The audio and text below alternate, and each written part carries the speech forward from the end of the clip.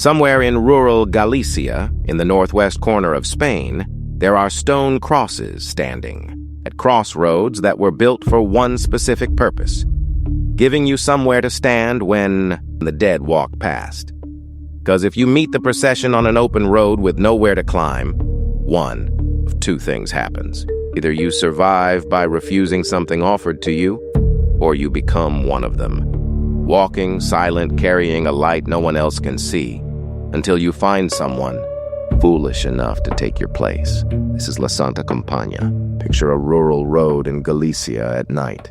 Dense fog rolling in off the Atlantic. No street lights.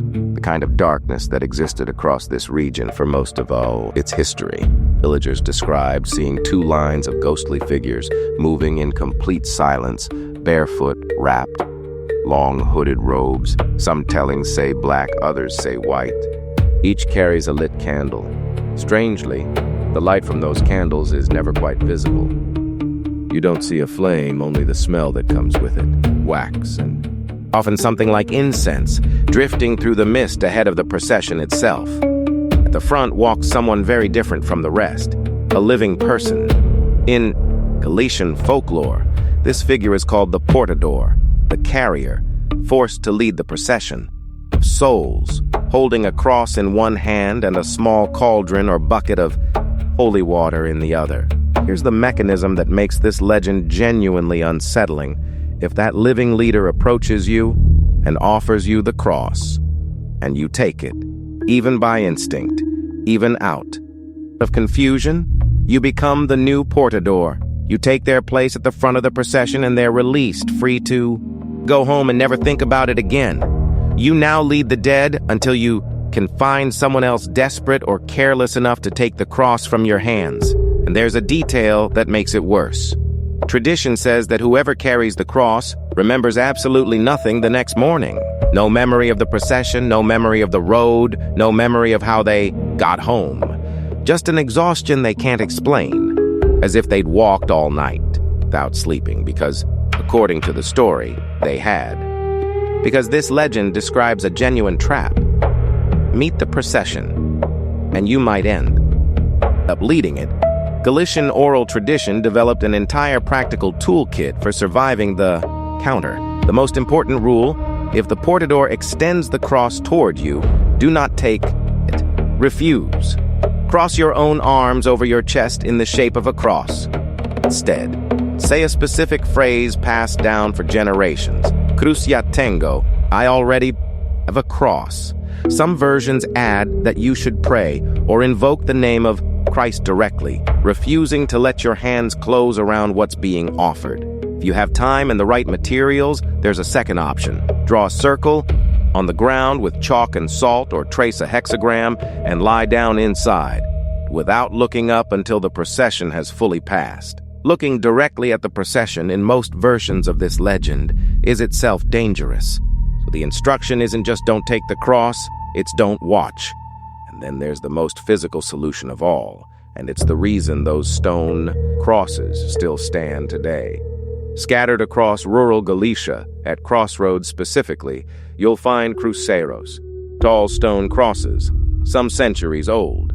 Tradition says that if you can climb onto the steps at the base of a cruceiro before the procession reaches you, you're safe. The procession cannot touch you there. These aren't just decorative religious monuments.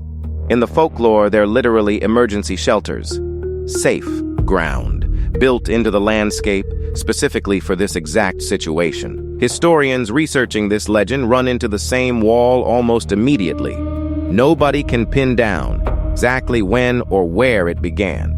Written references go back to texts from the 11th and 12th centuries.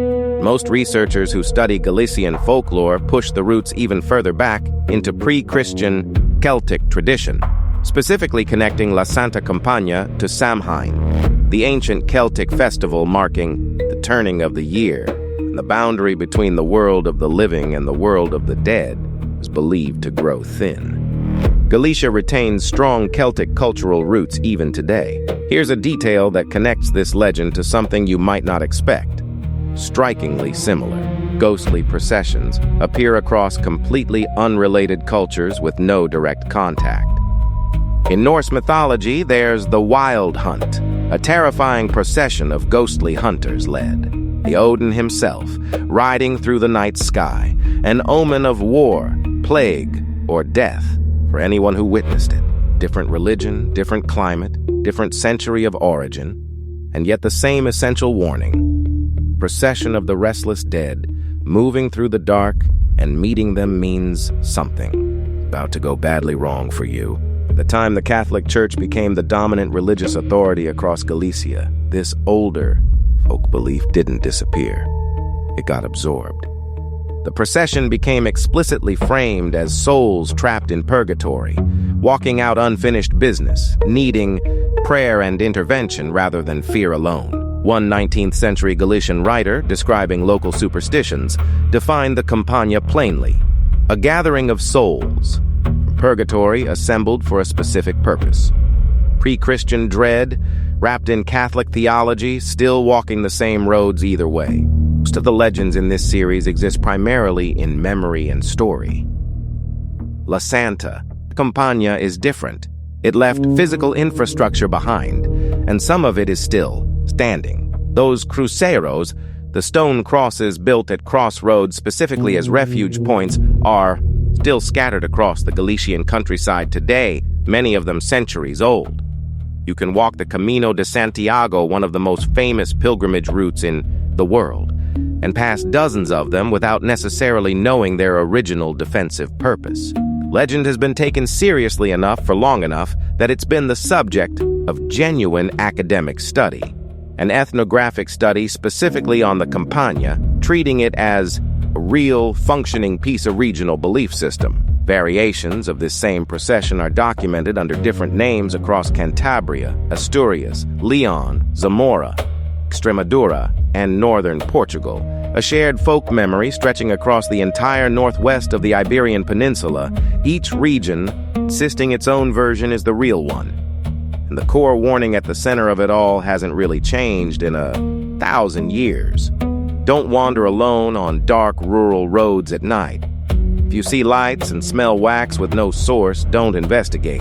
And whatever you do, if someone extends something toward you in the dark and asks you to take it, think very carefully before your hands close around it. So if you're ever walking a quiet road through the Galician countryside at night, and the fog rolls in thick and you catch the smell of candle wax with no candle in sight, look for the nearest stone cross, and don't take what you're offered. Which legend from your country scared, or maybe protected, you the most as? Tell me in the comments. I read every one. And if you want more legends like this, real folklore, real history, no fake, dump scares, subscribe. New legend every week.